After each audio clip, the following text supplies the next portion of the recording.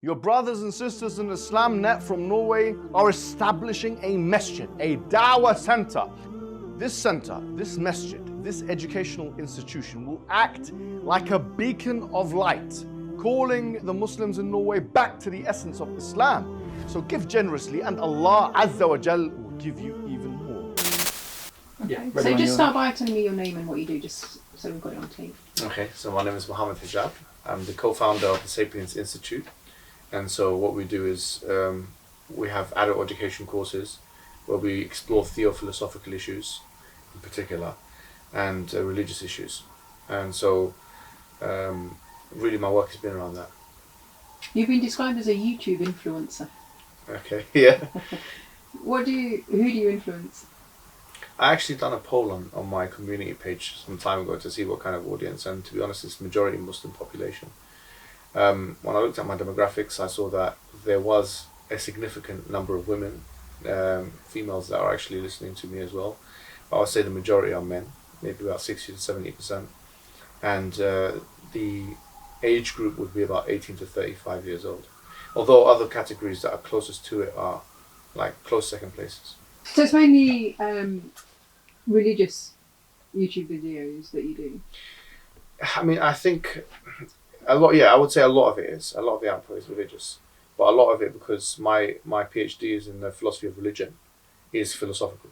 So like I would deal with issues to do with like philosophy of religion, proving the existence of God, or political philosophy, like exploring feminism and liberalism, these kind of things. I've published works on these matters, on these books, on these issues, about 5 so far. And so, I think there's two aspects of fundamentally what I do. There's the publishing aspect, and then there is the kind of teaching aspect. These are the two main things. And obviously, I've been an activist for many years as well. You know, so on issues to do. Sorry. Okay. Yeah. So when you say activism, what kind of issues is it involved in? So Palestinian rights. Yeah. Okay, Uyghur rights. I think the far right acted like against the far right. Okay, and I would even add to that other extremist ideologies, like even Islamic extremism. I've got a whole channel dedicated to Islamic extremism, which my friend knows because I speak about it all the time, called SP Files, which I deal with all kinds of extremism on there. And that's not even violent extremism, but things which I believe is a slippery slope to violent extremism. In addition, obviously, to violent extremism within Islamic circles as well. So I think that my activism actually stretches to that. And obviously, recently, the Indian minority Muslim issue in India as well. I think these are the main issues that I've been dealing with. Okay. So you see your role as trying to prevent young Muslim men getting drawn into extremism? A big part of my role is that. Yeah. To be honest with you, I would say a big part of my role is apologetic in nature, meaning that I try and articulate the faith of Islam to people who want to know about it. Why? Because I feel like there's a major disconnect between what the religion of Islam actually says and what people actually perceive it says. And people don't realize how pragmatic the religion of Islam can be, even from a traditionalist standpoint. So we find competing narratives in the West of how Islam, for example, should conform with Western values. This kind of hegemonic superimposition, I would call it, right? That you should be like us, be in our image. I find that almost a pseudo-colonial narrative, and I'm opposed to that kind of narrative. I feel like we have enough within our own infrastructure to be able to be as pragmatically Puritan, if you like, as we want to be. So that's one thing. And at the same time, I would say that people don't even know the fundamentals of Islam, like the basics and stuff like that. I feel like there's a major, one of the big parts of my role is an educative function. So just to teach people about the basics of Islam. But you don't feel it's incompatible with the West?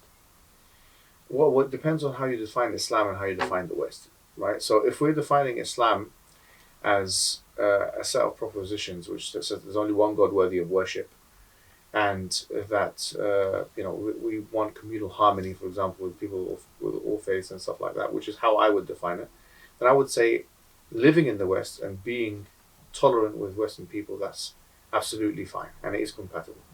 If what we mean by the West is in fact these set of hierarchically derived ideological standpoints which Islam must be subjected to, for example, social liberalism or second wave feminism, then I would say actually it's not compatible with those things in entirety, although there are areas of intersection. So it depends on how we're defining the two notions. But if we do define them in the way I've suggested in the first instance, I think there is compatibility there, of course. So if we turn to Leicester now, how did you first hear about what was going on in Leicester?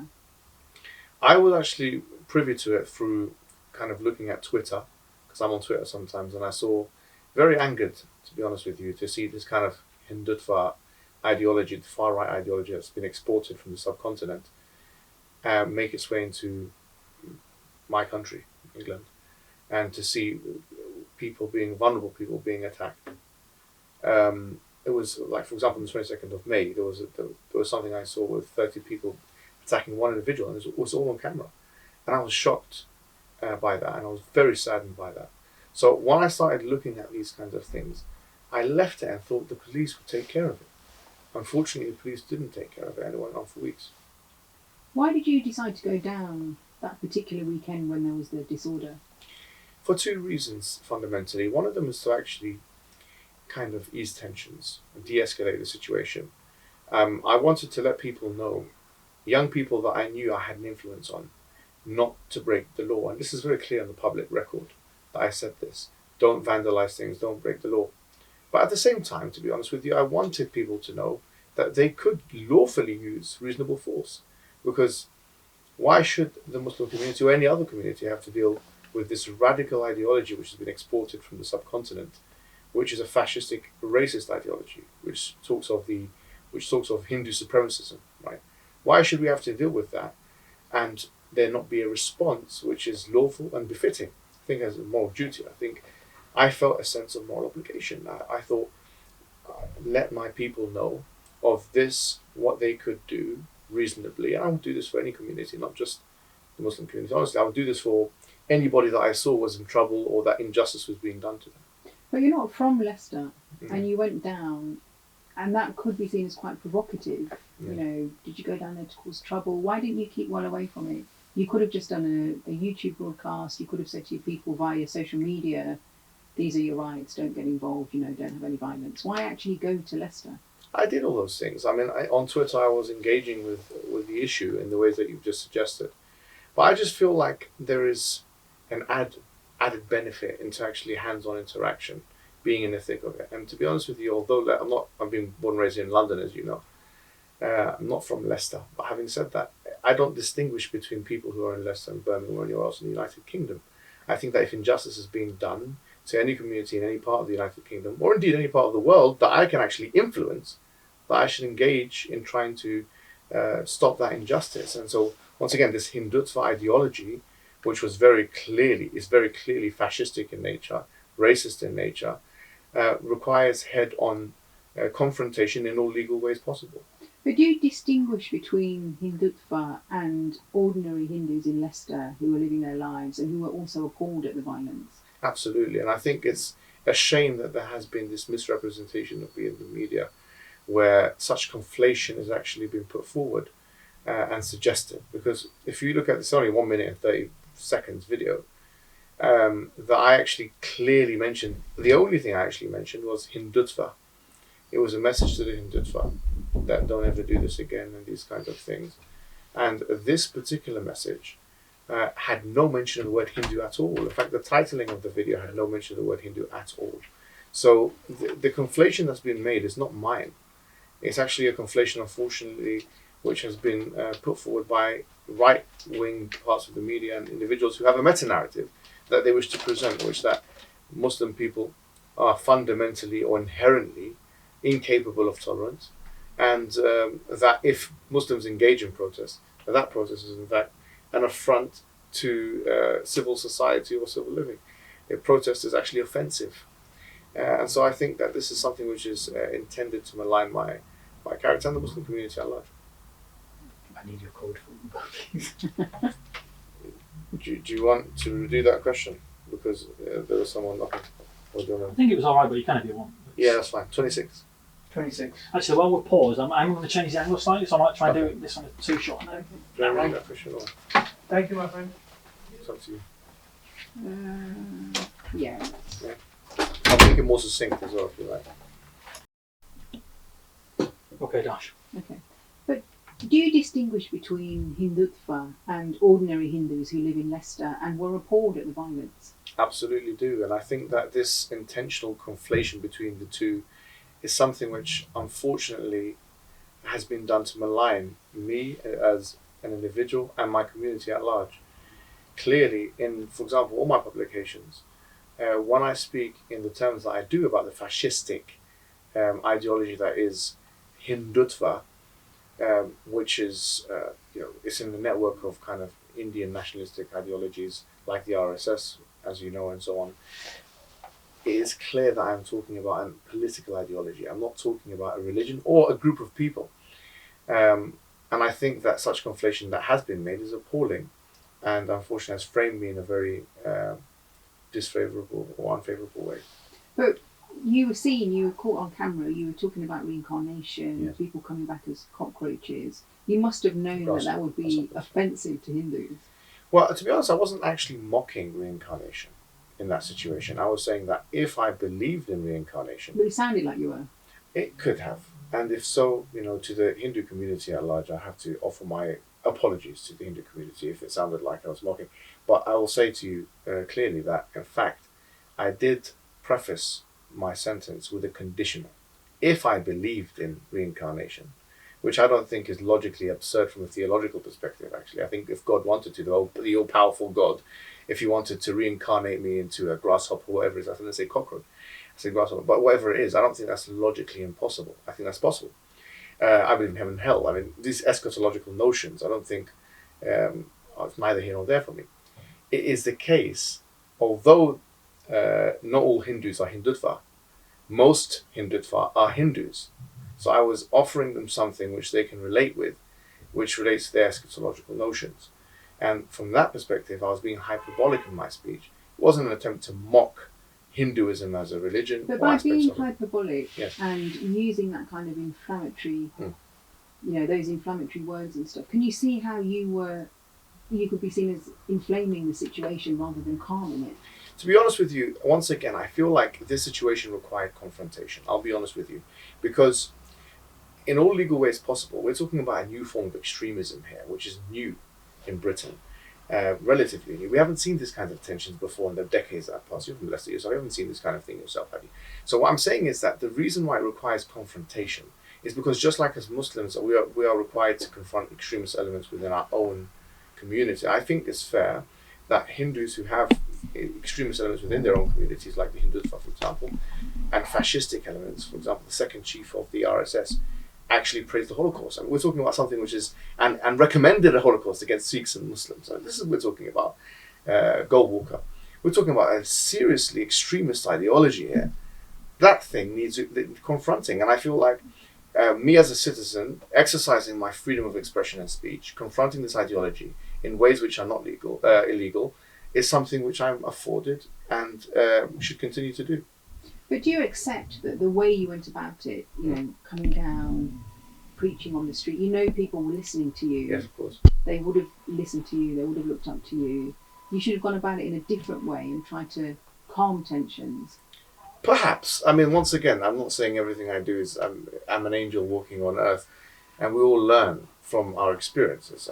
I think this... So would you go down again if it happened again? I would go down again, but in a way that would be maybe less provocative. I have learned from the lessons of before. I would say things which are more categorical, such that I can't be quote-mined in the way that I was quote-mined. I cannot be maligned and lied about by the mainstream media in the way that I was.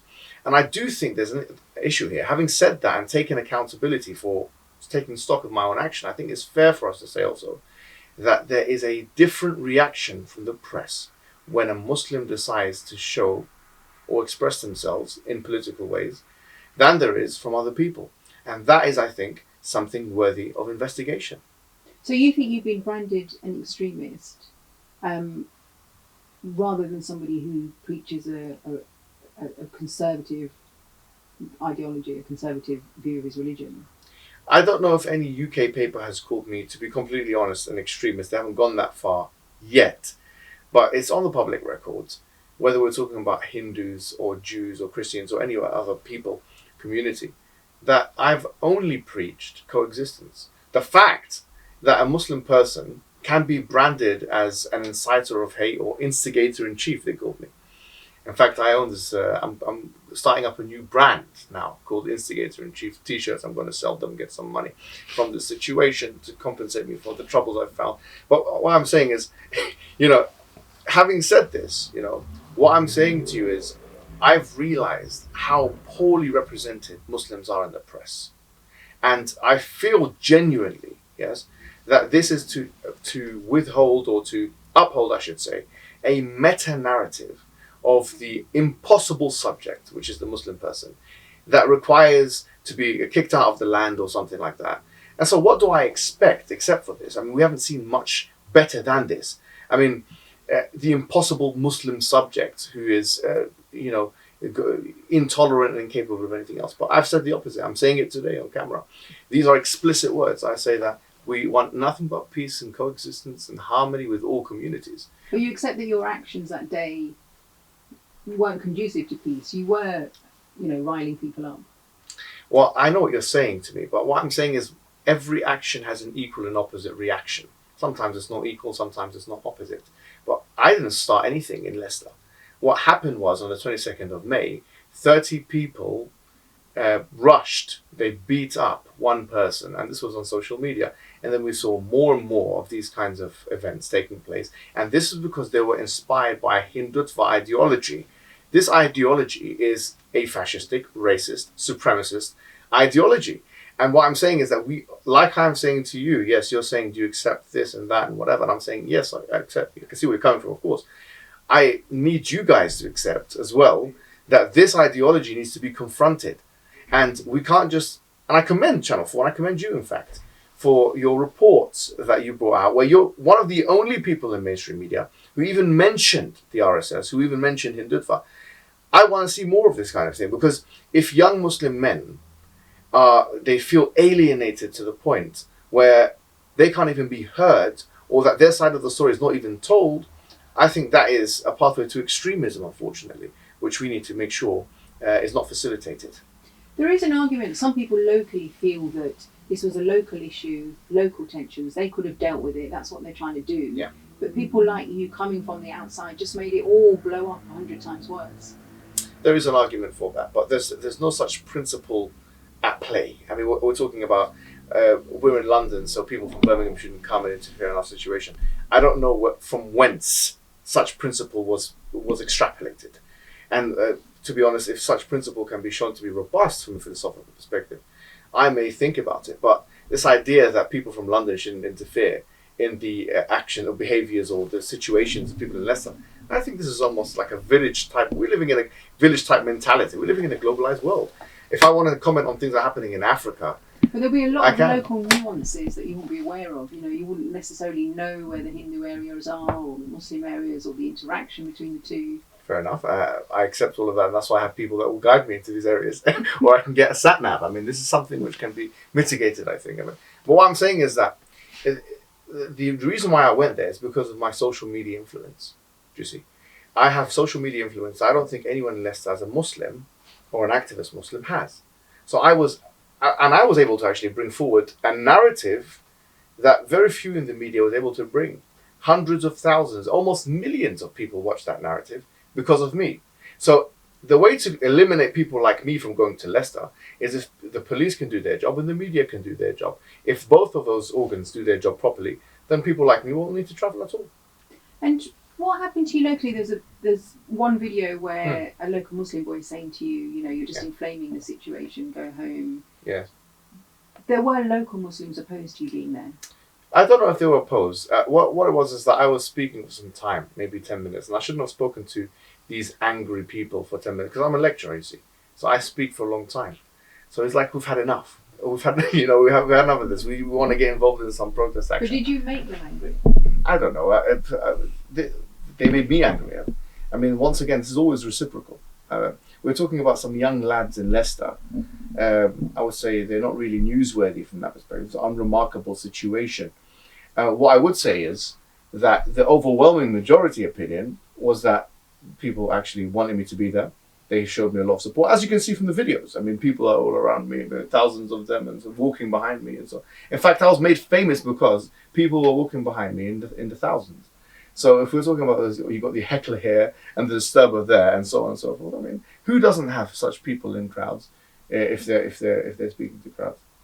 Have the police contacted you since Leicester? No. So they haven't, because you've been accused of inflaming the situation. And that's the point. If I did anything criminal, then the police are doing a very poor job in being able to prosecute me. I've done nothing criminal. This is the point. In fact, I believe the criminality has been done against me in the form of defamation of character that many of these news outlets have actually been a party to, and so on. I think that when they take a clip of me talking about the Hindutva and they say he said Hindus should, so they've literally substituted one word with another, or they mentioned that I'm anti-Jewish or something like that. Well, the Telegraph actually mentioned this, or that I was leading anti-Jewish protests and stuff like this. I think this is nonsense, and you will never find anything. I will challenge everybody, all the media outlets, to come together and do an extreme brainstorm, take all 600 videos of mine on my channel, Mohammed Hijab on YouTube, and to try and find such words coming out of my mouth. It is a sign of defeat when you have to lie about the person you're reporting about. I feel like they've sabotaged their own effort, to be honest with you. They have dug up a video where you were in Golders Green and they said you were being quite provocative. Yes. And it was a march about Palestine, but then somebody, they say it was you, was heard saying, you know, I'm going to get the Jews, and not Zionists. You actually used the word Jews. No, that wasn't me. That wasn't you. That wasn't me. I don't think any reporter actually ever said that was me. They said somebody in a mask said that. So I don't think any British, or even, to be honest, the Indian ones actually, no one said that was me. But what do you say about them saying generally, you know, going to Golders Green with a megaphone, protesting like that is provocative, the same way it was provocative going to Leicester?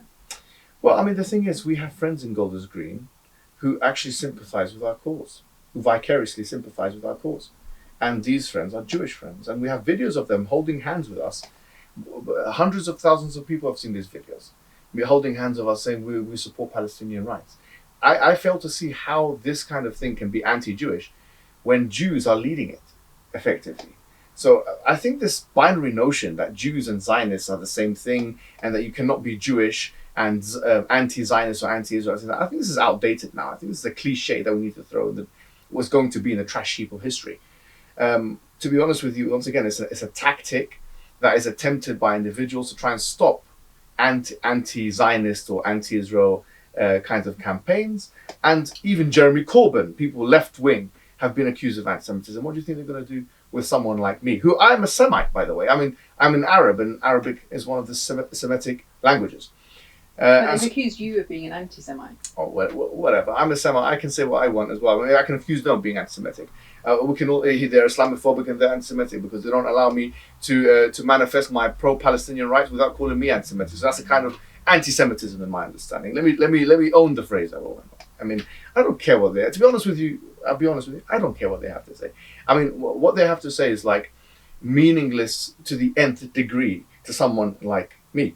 So, quite frankly, if this is an attempt to try and deter me from doing activism, which is pro-Palestine and so on, I think it's a measly attempt. In fact, I relish. Sometimes I enjoy even seeing these kinds of things because it shows defeat. It shows that this is desperation. That they have reached the epitome of desperation. That they now have to malign me through distortion and manipulation. So when you say you enjoy seeing it and stuff, I mean, the videos are really popular. They all went viral. Is that part of the appeal of going down to places like Leicester, giving these speeches? Because you know you'll get the clicks from it. I don't know about all that, but I mean, at the end of the day, I can ask Channel 4 the same thing. I'm not. If you compare how much I'm getting from these kinds of videos compared to like, but not about the Channel money, 4. about the influence. You know, you get loads of followers through it.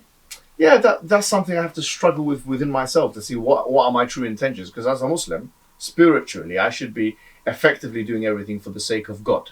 That is the epitome of spirituality from the Muslim paradigm. The extent to which I'm upholding that standard is something which I don't know myself, if I'm being honest with you. To what extent am I upholding the spiritual standard that I'm doing everything completely sincere? I have to manage my own inauthenticity, just like I think everyone else does.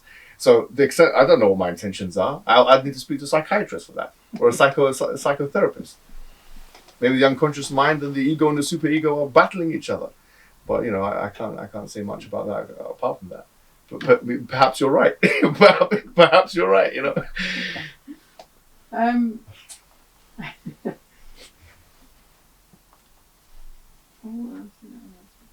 Oh yeah, so we've got Diwali coming up in Leicester. Okay. The Festival of Navratri has started. If trouble does kick off again, would you go down? Well, they're going to invite me, or I'm going to be invited to the temple down there. I don't think you'd be invited. Well, to be honest with you, once again, I'll have to speak to the leaders of Leicester, the Muslim leaders, and to the police, the Leicestershire police, and to see if my presence will be conducive. I might even speak to you. I might have to give you a call and say, what do you think? Huh? What do you think? What does Channel 4 think? Do you think it'll be welcome or not welcome? And after I've spoken to people, And if we say not welcome? Well, then in that case, I'll have to really think deeply about it. I will have to respect the wishes of good people like you and good people in Leicester. I'll tell you something, right? I'm the kind of individual that doesn't want to be tolerated. I want to be celebrated. So if I'm going to go somewhere, the people better get the teas and drinks ready for me, because I'm not going there to just take part. I'm not going to say I'm going there to take over. Then that will be the clique. But what I'm saying is that I wouldn't do anything against the wishes of the people in Leicester.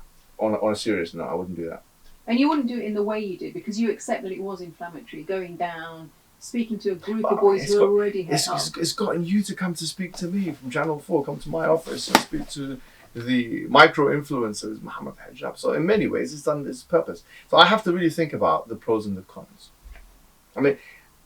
Potentially you're right. I will give you that. Maybe what I did needs refinement. And that is a life for a human being. They look at what they've done and they say, okay, this is something that I won't do next time. What kind of unaccountable person would I be if I didn't learn anything from this situation? I was just going to ask you as well about... Would you do it again? It depends. I said I'd ask. No, he said he'd asked people and see if it was... But right now, on the information you've got right now. Would I do it right now? Probably not, to be honest. Probably not, yeah. Probably not.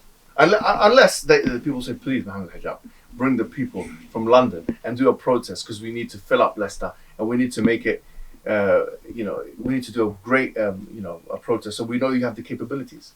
In which case I'll say, listen, your wish is my command. We have a proverb in Arabic language. The proverb goes as follows. It says that 𝙒𝙤𝙪𝙞𝙡𝙀 خَادِمُهُمْ, which is that the leader of a tribe is their servant. So I would only do that which is in the service of my people.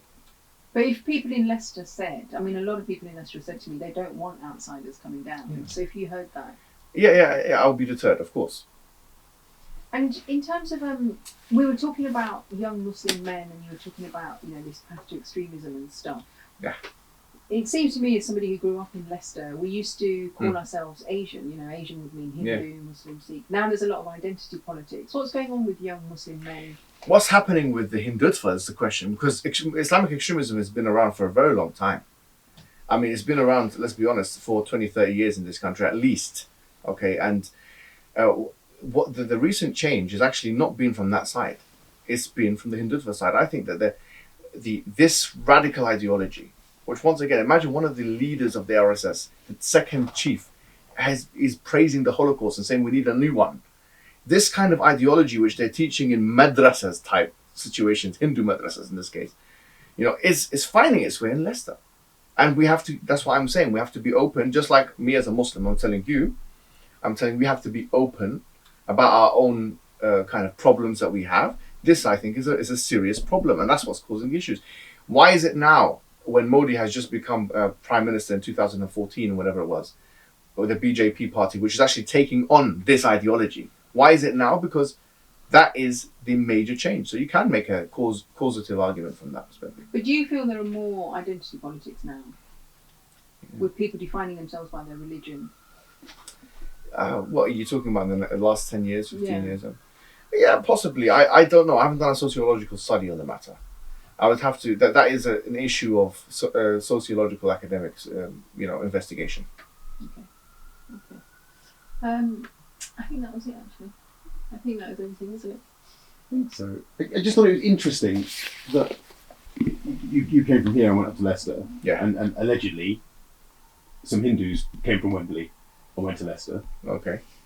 Why doesn't what happened in Leicester just happen around the corner? What do you mean? Why Well, didn't it happen in Wembley? Why didn't it happen in Wembley? I don't think So tell Darshan, don't tell me. Okay, don't answer that question. I don't think it would happen in London because there's at least 1.3 million Muslims in London. And Leicester is more equally proportioned in terms of the religious demographic. So Hindus are, I don't know what the percentage are in Muslims, but it's more balanced. Whereas Birmingham, according to census data, although the last census of 2021 has not, the data has not been published. It's been published in May of 2023, I believe. But shows that Birmingham and Bradford and London are the most densely populated Muslim areas.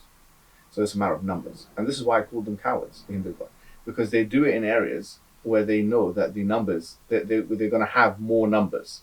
This is a cowardly, I believe it's a cowardly approach.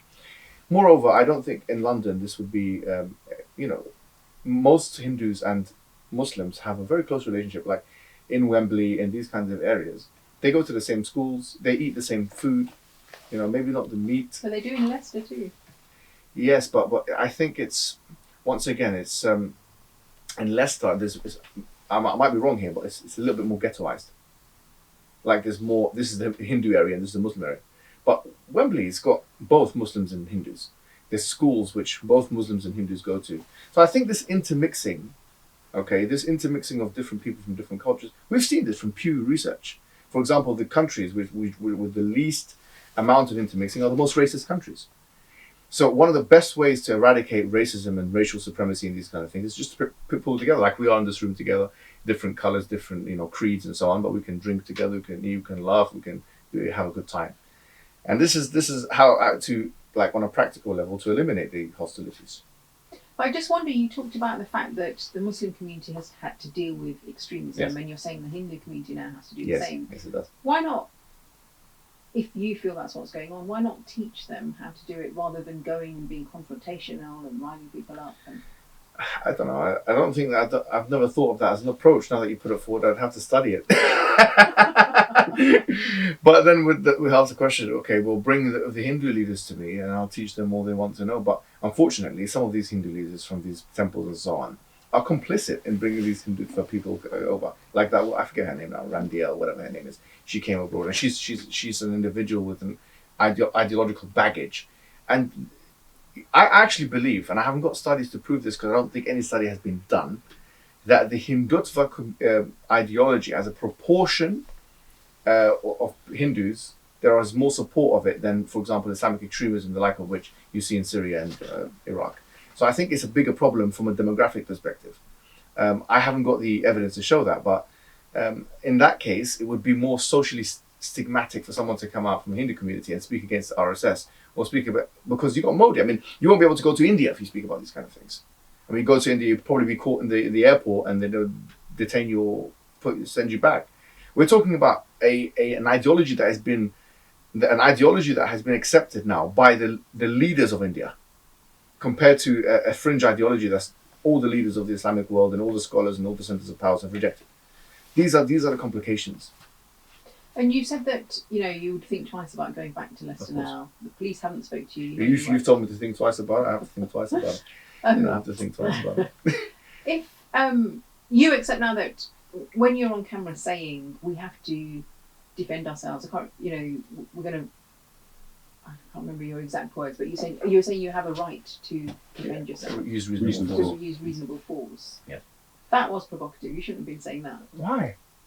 Because you're saying to people it's okay to be violent back. No, I mean, I think, violent back is the key point here. I mean, what are we, pacifists? If someone slaps us, I mean, if someone came into this room right now and they tried to attack you, I would get involved in the matter. But if it's a volatile situation, you've got lots of young men all het up on the streets, up for a fight. The thing is, some vulnerable people were being hurt. Like, on the 22nd of May, First of all, there was a 30-on-1 attack. Yeah. And then after that, the mother and the father of that person were also attacked. These are vulnerable people. When I heard things like this, it really made me upset, to be honest with you, because I feel like we do have a duty of care to protect our citizenry. Like I say, for me, this idea of a diffusion of responsibility. But why not let the police deal with it? Because the police, we did let the police deal with it, but the police were incapable of doing that. I'm not sure if you've seen the statistics in this country relating to how many stabbings happening on a yearly basis. Some have said 49,000, 50,000, these kind of things. Do you really think the police in this country, in Leicester, the Metropolitan Police, do you really think that they have a grip on this situation? But then if we went down your route, it would be vigilantism, wouldn't it? It wouldn't be, because we're saying legal reasonable force. But what I'm against is, in psychology, they refer to it as the diffusion of responsibility. I'm against a woman being sexually assaulted in the street and everyone just filming it with their phone. I'm against this individualistic egoistic notion that it's all about me and I'm not going to get involved. I'm for a notion of bravery, because my religion teaches me this, which you put your own self, your own life, at risk to defend the lives of others. And I think if we didn't have that mentality, the freedoms that we're all enjoying now wouldn't even exist. But if you saw, some young Muslim guys in Leicester said to you, we're going to go and rip a flag off a temple. Or, Okay, yeah, that kind of stuff that kind of stuff is impermissible from the Islamic perspective. And I very categorically, it's on the record, told them, do not do this kind of thing. The only thing which is allowed legally is reasonable force. And I think it's important for people to know that in our community, one thing that is plaguing not just Leicester or London or anywhere else, but the entire UK community, I would even go as far as to say the West, is this culture of diffusion of responsibility. Just let someone else deal with it. Call the police. By the time you call the police, the person would be dead. That's what people need to understand. The police are not a magic bullet. The police are there in some situations and sometimes they're not there. Sometimes they'll do a tactical retreat themselves. And if that wasn't the case, then why would we have a pandemic of stabbings in this country? They're not holding, sorry to say, but I don't think that the police have the authority to deal with certain things, like the amount of stabbings that we're dealing with. So if it reaches that level, then the citizenry must know that there's something called reasonable force, which you can use. Would you condemn people pulling flags off Hindu temples? Absolutely, yes. Attacking Hindu boys? Of course. That is the most condemnable thing I can think of. I mean, there's verses of the Qur'an that, actually negate this kind of thing. As Muslims, right, if we're talking about from the Islam paradigm, right, we don't believe in Ganesh or all of these kind of gods and, polytheistic, fictitious, we believe they're mythological, right? We don't believe in any of that. We believe in one God worthy of worship. We believe that there's one God that's the creator of the universe and that is responsible for the cosmological beginnings of the human being. However, the Qur'an explicitly says, وَلَا تَسُبُّوا الَّذِينَ يَدْعُونَ مِن دُونِ اللَّهِ فَيَسُبُّوا اللَّهَ عَدْوًا بِغَيْرِ عِلْمٍ. Do not mock or attack or insult the gods of other people, other gods and so on, so that they may respond in kind. In other words, it's a cycle of vengeance and a cycle of violence and a cycle of viciousness, which, to be honest with you, for all intents and purposes, I cannot vicariously sympathize with. So it was wrong to tear down that flag? Oh yes, it was one of the most wrong things that Muslims have done in that whole, and there was other things that they did that were wrong. Absolutely, yes, very wrong. And I mean, you're quoting the Quran and saying, but you yourself were mocking people's belief in reincarnation on the day. I didn't mock that. I said that. Let me just repeat what I said, just to remind you. I said that if I believed in it, I would not want to be reincarnated as a weak and pathetic and cowardly person. Now, who was I speaking to? Hindutva. Now, I'm not saying the idea of reincarnation is X, Y, Z, fill in the blanks, use mocking terms. I'm saying if conditional. If I believed in it, which I don't think is theologically impossible for an all-powerful God to reincarnate human beings. I don't believe in that. Eschatologically, I think it's logically possible. But you knew that wasn't the place to have that kind of debate on the streets that night when everybody was riled up. Yeah, okay. I see what you're saying this. Of course, if it's you're saying this, I have to accept it. As a Hindu, right? Look, I have to be accountable, be respectful, and if people of the Hindu community, like yourself or anyone else, is telling me that this was distasteful, we didn't like it, that's all that you need to hear from Mohammed. I won't do it again. Why? As a gesture of respect and a gesture of community cohesion and a gesture of tolerance. There's no need for. I mean, this is not. It's not a mountain I want to die on. Like, if you felt like it was distasteful and it was triggering and so on, there's no need for it. Then I won't do that again. Great. That was great. Stage you up, stage you up a second. I need to